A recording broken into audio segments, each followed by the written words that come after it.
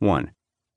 I find myself thinking of a guy standing in a field in the year 1200, doing whatever it is people in 1200 did while standing in fields. I'm thinking about his mind, wondering what's in it. What's he talking about in that tape loop in his head? Who's he arguing with? From whom is he defending himself? To whom is he rationalizing his actions? I'm wondering, in other words, if his mental experience of life is different in any essential way from mine. What I have in common with this guy, I suspect, is that a lot of our mental dialogue is with people we know, our parents, wives, kids, neighbors. Where I suspect we part ways is in the number and nature of the conversations we have with people we've never met. He probably does some talking to his gods, his ancestors, mythological beings, historical figures. So do I. But there is a category of people I mentally converse with that he does not. People from far away who've arrived in the mind with various agendas via high-tech sources. I suspect that you also have these people in your mind. In fact, as you read this, sorry, I am become one of them. Is this difference between us and Mr. or Ms. 1200 a good thing or a bad thing? I'm not sure. For now, let's just acknowledge it as a difference, a change in what human beings are asking their minds to do on a daily basis. 2. Imagine a party. The guests from all walks of life are not negligible. They've been around. They've lived, suffered, owned businesses, have real areas of expertise. They're talking about things that interest them, giving and taking subtle correction. Certain submerged concerns are coming to the surface and, surprise, pleasant surprise, being confirmed and seconded and assuaged by other people who've been feeling the same way. Then a guy walks in with a megaphone. He's not the smartest person at the party, or the most experienced, or the most articulate, but he's got that megaphone. Say he starts talking about how much he loves early mornings in spring. What happens? Well, people turn to listen. It would be hard not to. It's only polite. And soon, in their small groups, the guests may find themselves talking about early spring mornings. Or more correctly, about the validity of Megaphone Guy's ideas about early spring mornings. Some are agreeing with him, some disagreeing, but because he's so loud, their conversations will begin to react to what he's saying. As he changes topics, so do they. If he continually uses the phrase, "at the end of the day," they start using it too. If he weaves into his arguments the assumption that the west side of the room is preferable to the east, a slow westward drift will begin. These responses are predicated not on his intelligence, his unique experience of the world, his powers of contemplation, or his ability with language, but on the volume and omnipresence of his narrating voice. His main characteristic is his dominance. He crowds the other voices out. His rhetoric becomes the central rhetoric because of its unavoidability.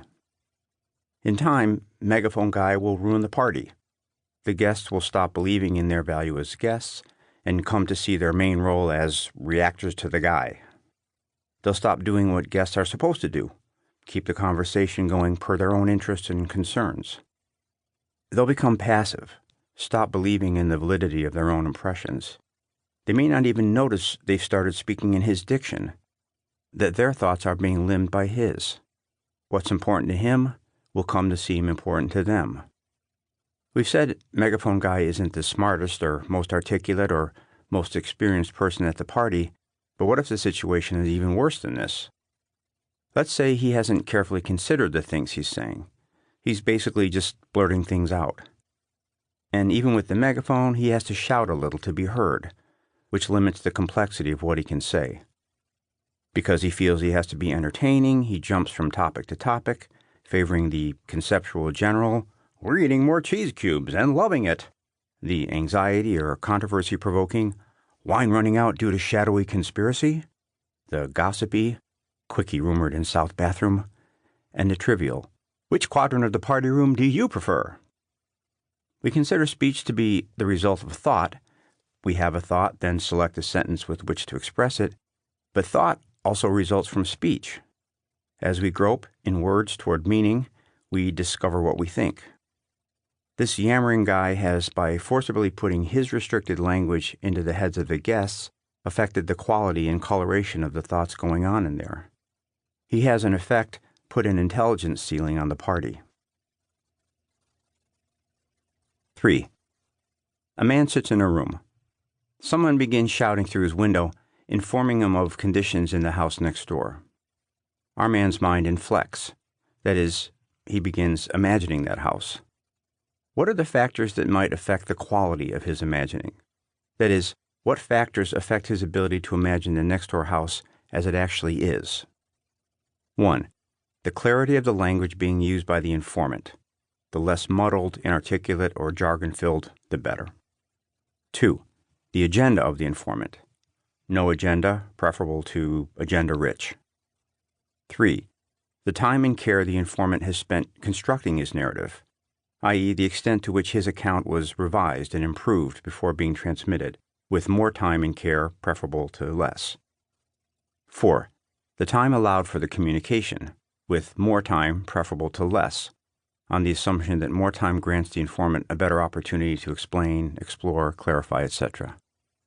So, the best-case scenario for acquiring a truthful picture of that house next door might go something like this.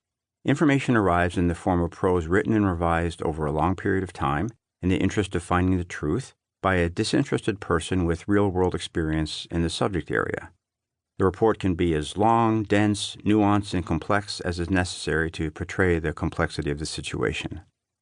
The worst-case scenario might be information arrives in the form of prose written by a person with little or no first-hand experience in the subject area, who hasn't had much time to revise what he's written, working within narrow time constraints, in the service of an agenda that may be subtly or overtly distorting his ability to tell the truth.